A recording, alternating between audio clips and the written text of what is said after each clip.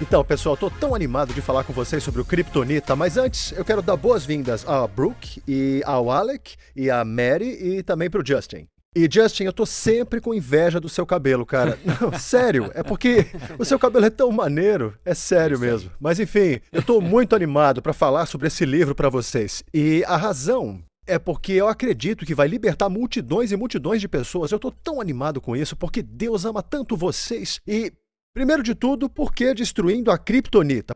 Por que meu livro se chama Destruindo a Kryptonita? Sim. É um livro sobre o super-homem? Não, não é. Mas existem muitas semelhanças entre a figura do super-homem e a nossa caminhada em Jesus, um cristão, entendem? Quais seriam algumas semelhanças? Bom, número 1, ele não é desse mundo e nós também não somos desse mundo. Concordam com isso? Número 2, ele tem poderes sobrenaturais, poderes de um outro mundo. E nós temos poderes sobrenaturais, poderes de um outro mundo também. Ele enfrenta o mal, nós enfrentamos o mal. Ele liberta aqueles que são oprimidos por vilões e nós libertamos também os que são oprimidos pelo inimigo, certo? Deixa eu ver o que mais. Ele tira as forças dele do sol e a gente tira as nossas forças diretamente do Senhor. E só tinha uma coisa que podia parar o super-homem. O que era? Era a Kryptonita, não é mesmo? E o que era isso? Era uma substância radioativa. O Alec fez toneladas de pesquisas para mim sobre isso e eu acho isso muito legal. Sério, eu sou apaixonado por essa história. Então, é uma substância radioativa do planeta do super-homem, que quando ele entra em contato, ela literalmente tira, ela neutraliza os poderes sobrenaturais dele. E ele se transforma num homem comum, inclusive até mais fraco do que seria um homem comum.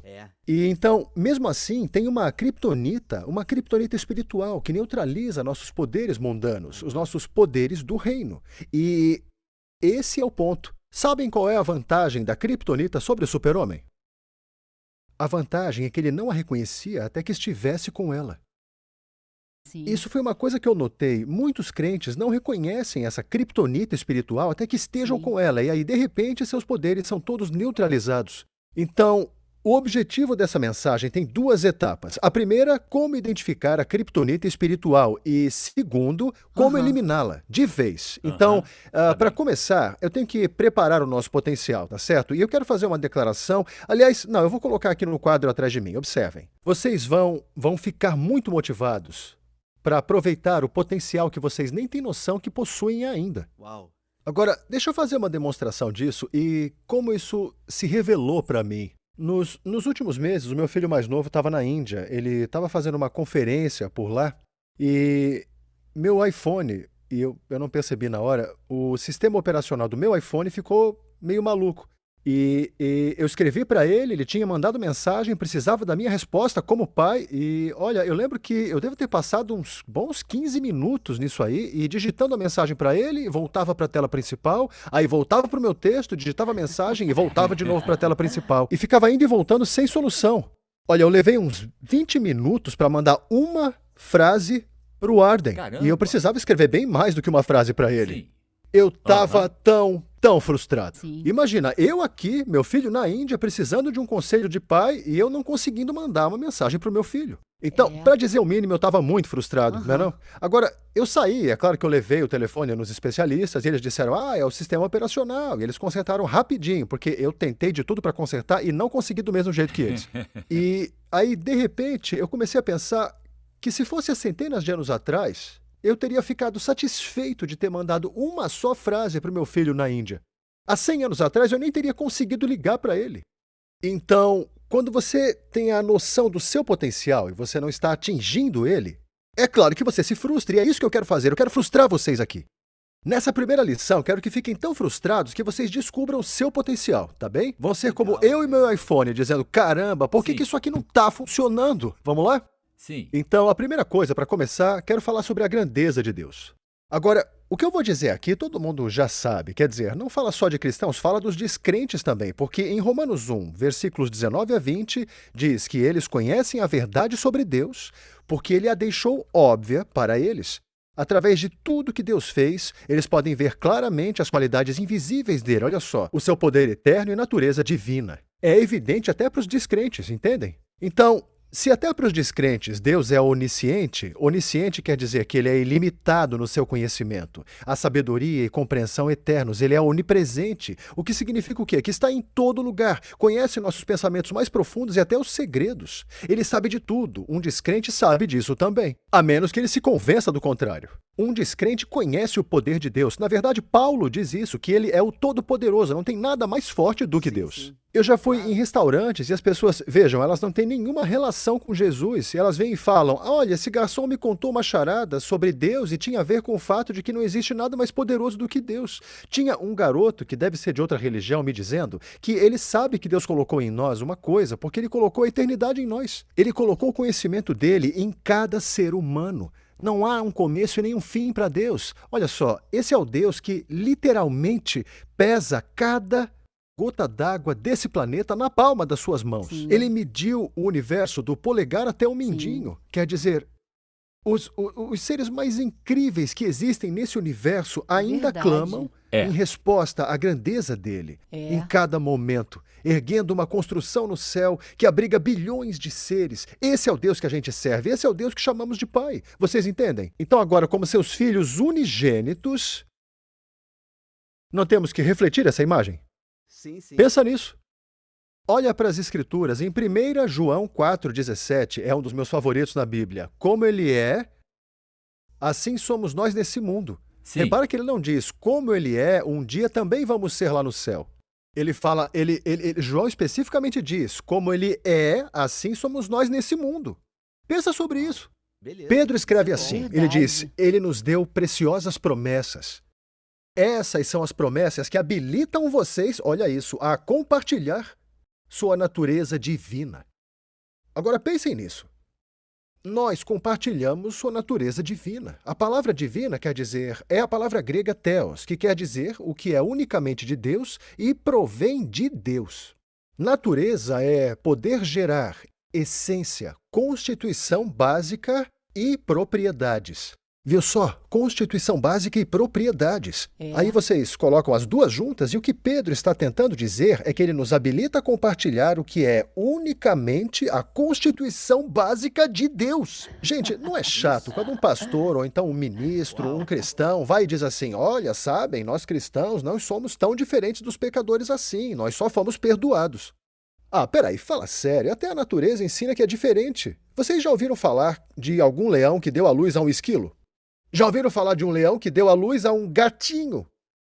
Não é? Leões não dão à luz a gatos domésticos, não é mesmo? E aí, às vezes, nós agimos assim, nós pregamos pensando assim, gente, nós somos filhos de Deus, então nós somos gatinhos e ele é um leão. Só que o leão da tribo de Judá não dá à luz a gatinhos, pessoal. Claro, é isso aí. Talvez ele dê à luz a filhos, que são a sua imagem e semelhança. Vocês entendem? Sim, Entendem qual é a isso ideia é por bom. trás disso daqui? Claro. Então, nesse contexto, Sim. nós deveríamos ter um caráter excepcional. O que quer dizer que nossa integridade tem que ser impecável. Nós deveríamos ser fiéis, nós deveríamos ter alegria ilimitada e amor e paz, certo? Deveríamos ser as pessoas mais amorosas que andam na face da terra. Nós deveríamos ter poderes sobrenaturais. E que doença pode ser capaz de se levantar contra os filhos de Deus, pessoas que, como ele, assim também somos nesse mundo? Vocês estão entendendo isso? Sim, Nós certo. deveríamos ser ricos, deveríamos ter uma mente plena e uma saúde física perfeitas, certo? Deveríamos ter Sim. recursos para fazer o que fosse preciso para avançar com o reino. Agora, será que essas são qualidades evidentes na igreja de hoje? E olha, podem ser honestos, falem a verdade sobre isso, tá? Vocês de fato veem uma diferença significante entre os cristãos e o mundo de hoje? Principalmente na sociedade ocidental? Olha, eu tenho que ser honesto, eu não vejo diferença alguma. Então, olha aqui o quadro. Vemos alguma diferença significante entre o povo de Deus e o mundo? A gente se destaca? A nossa taxa de divórcios é quase tão alta quanto a do mundo todo. Se olharem para inveja, para ciúme, tem cristãos até se processando uns aos outros. Nossa saúde, nosso bem-estar, tem tantos cristãos lutando por uma... Quer dizer, quando eu escrevi, essa imagem que eu pintei parece muito elevada e grandiosa. Podem considerar o Antigo Testamento? Vamos falar do Antigo Testamento. Olhem para José. Olha o caráter dele. Quer dizer, esse cara Ele sabia que podia entrar numa encrenca, mas mesmo assim ele resistiu à mulher do mestre dele, que estava todo dia indo para cima dele com espírito de sedução até o branco dos olhos, mas ele diariamente, a Bíblia nos fala, disse não. Até o ponto em que ele chega aí para a masmorra, porque ele está protegendo o caráter dele. Esse é o Antigo Testamento, entendem? Se vocês olharem para Daniel, olha, eu tenho que ler isso em Daniel capítulo 6, versículos 3 e 4. Daniel se distinguiu de todos os outros líderes da Babilônia porque um espírito excelente estava dentro dele. O rei pensou em colocá-lo para governar sobre todo o reino. Esse é o rei da Babilônia, a nação mais poderosa do mundo naquela época. Aí os líderes tentaram encontrar alguma acusação contra Daniel e em relação ao reino, mas não acharam nenhuma acusação, nenhuma falha. Minha gente, esse é o Antigo Testamento, vocês estão me escutando? Também não tinha nenhum erro ou falta encontrada nele. Olha isso, esse é o Daniel. E fala de quê? De inovação e de criatividade, de sabedoria. E se destaca dentre... Olha, ele nem foi criado por professores babilônios, que eram as melhores cabeças científicas daquele tempo. Não, Daniel veio da pequena Israel e foi o mais sábio. Ele foi 10 vezes mais sábio, Daniel. Capítulo 1, falando de finanças no Antigo Testamento, teve uma época, pessoal, em que a prata era tão comum quanto pedra. Dá para pensar nisso? Então vamos de 1 Reis, capítulo 10, versículos 21 e 27. Teve um tempo em que Israel não tinha uma só pessoa pobre, em toda a nação de Israel, imagina isso. Escutem esse versículo, todos em Judá e em Israel viviam em paz e segurança, e de Dan, no norte, até Berseba, no sul, essa é a cidade mais ao norte e a outra mais ao sul, cada família tinha sua própria casa e jardim. Então não tinha nenhum subsídio do governo, entendem? Não tinha assistência social, ninguém desempregado também. E olha, isso sob uma aliança inferior. Quer dizer, a gente tem que lembrar que em Hebreus 8:6 diz assim, que Jesus também é o mediador de uma aliança melhor, que é estabelecida com melhores promessas. Já pensaram sobre isso? Verdade. Vamos para o Novo Testamento, então. Vamos falar um pouquinho sobre o Novo Testamento, os crentes. Então, olha isso, então. Sabe como eram chamados os crentes? Aqueles que tinham virado o mundo de ponta cabeça. Olha, são não cristãos falando isso sobre os crentes, entenderam? Caramba. Eles chegavam numa cidade, o povo logo dizia, olha lá, chegou o pessoal que veio para virar o mundo de ponta cabeça. Eles não Isso tinham aí. necessidade, Matt. Agora, olha, vamos para Atos 4, 33, 34. As grandes bênçãos de Deus estavam sobre eles todos, e não havia nenhuma necessidade entre eles. Já pensaram sobre isso? Pensem que esses crentes do Novo Testamento muitas vezes tinham que convencer pessoas e até cidades de que eles não eram deuses. Verdade. Pedro teve que dizer para um oficial romano, imaginem só, o exército mais poderoso do mundo, levante-se, porque eu mesmo também sou um homem. Se olharem para o pessoal de Listra, eles acharam que o Paulo era um deus, e aí ele teve que sair para a rua e rasgar as roupas e dizer, eu não sou deus, ele também não é. Se olharem para os cidadãos de Malta, eles chegaram à conclusão de que Paulo era um deus. Sim. Então, os cidadãos daquele mundo, e eu agora estou falando sobre os novos crentes do livro dos Atos, ok? Os cidadãos daquele mundo olhavam para eles como super-heróis e super-heroínas daquela geração. Quer dizer, antes do Super-Homem. O Super-Homem foi lançado lá pelos anos 30, não foi? Criado por dois amigos do ensino médio. Quer dizer, a menos que você tenha estado numa ilha deserta, todo mundo conhece o Super-Homem. Ele já virou parte da cultura americana, o Superman. Só que não havia super-heróis no tempo da igreja primitiva, não. E mesmo assim, eles eram super-homens e mulheres daquela época. Nós também somos super-homens e Claro, mulheres. com certeza, Olhem só, pessoal, com para a igreja certeza. primitiva. Olhe para os resultados. Quer dizer, o dia de Pentecostes não tinha nenhum anúncio, não tinha rede social, não tinha rádio nem televisão, nada. E mesmo assim, 3.000 pessoas foram salvas. Dá para imaginar um culto de hoje na igreja? Que a gente não use anúncio impresso, nem tenha televisão, rede social, rádio, nada, e garanta um encontro de 3.000 pessoas sendo salvas e ainda chame a atenção da cidade toda?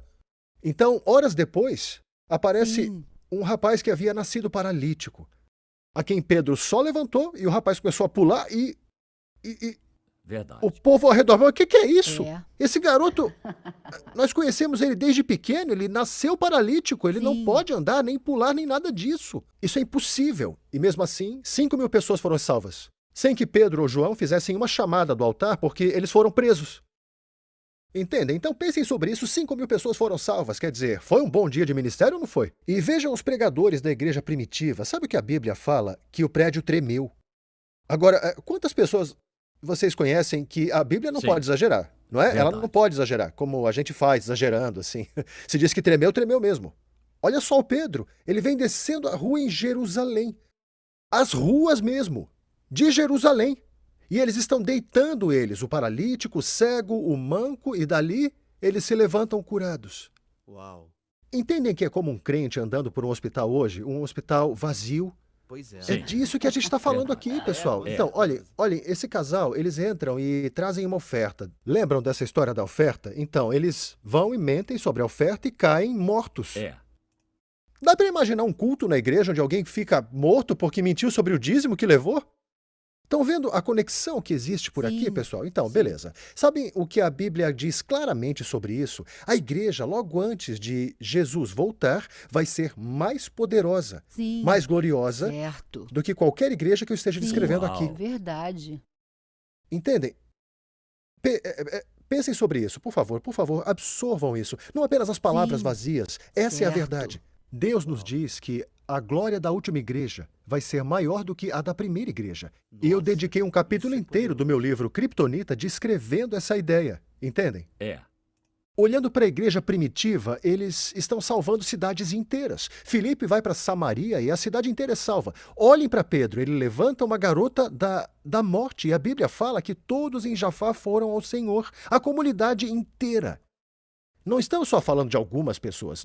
Vejam, tinha um homem paralítico, Pedro levantou um paralítico e todos em Lida e Sharon são salvos. Nossa. 2 cidades inteiras. Vocês entendem? Uau.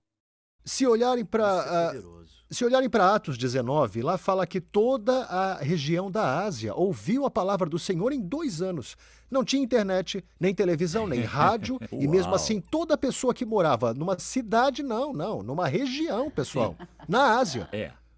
ouviu a palavra do Senhor em 2 anos. Entendem? Nossa. Agora, vamos ser honestos aqui. É isso que a gente vê hoje. Olha, eu vou para cidades e falo em igrejas com 10, 15 mil membros e fico tão animado com esses 10, 15 mil membros, pessoal, mas vejam.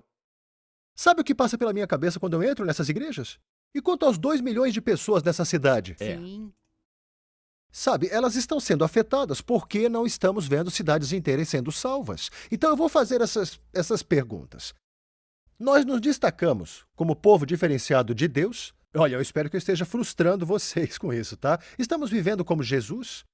Porque a Bíblia não sugere, a Bíblia ordena. Ela diz: aqueles que dizem que vivem em Deus deveriam viver suas vidas como Jesus fez. É.